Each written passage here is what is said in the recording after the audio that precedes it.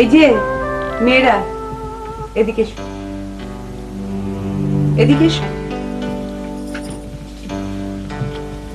তোমরা দুজন তো দেখি মতির মতো হয়ে যাচ্ছ, আড়ি পাচ্ছ। চলে এসো।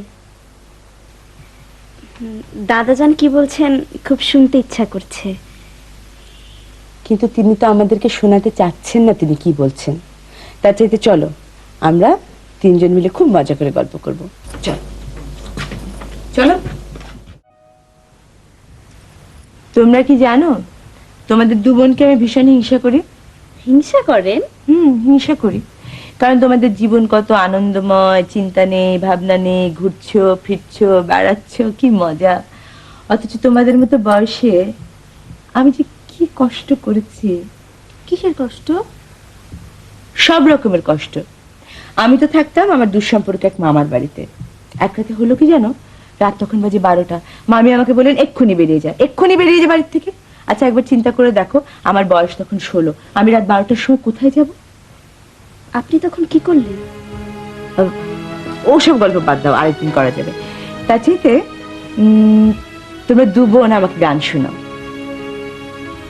দেখলি, তুমি যখন মাঝে মাঝে রাত্রিবেলা ওই গানটা করো না, জলে ভাসা পদ্ম, আমি মুগ্ধ হয়ে শুনি। কিন্তু মজার ব্যাপারটা কি জানো? মজার ব্যাপারটা হচ্ছে তুমি কিন্তু জলে ভাসা পদ্ম না, তোমরা দুজন হচ্ছ টবের যত্নের গোলাপ। আমি সত্যিকারের জলে ভাসা পদ্ম। আপনি এমন দুঃখী দুঃখী গলায় কথা বলবেন না তো, আমার কান্না পেয়ে যাচ্ছে। আমি না মাঝে মাঝে গানটা গুনগুন করি। আচ্ছা দেখো তো সুর হয় কিনা। কে যে দেবে পারের কড়ি, কোথায় তারে পাই আমি, কোথায় তারে পাই ও আমার সহেলি, আমার নাই তো কোথাও কোনো ঠাঁই। বুকের জ্বালা কোথায় যে জুড়ায়, বুকের জ্বালা কোথায় যে জুড়ায় ও আমার সহেলি, আমার নাই তো কোথাও কোনো ঠাঁই।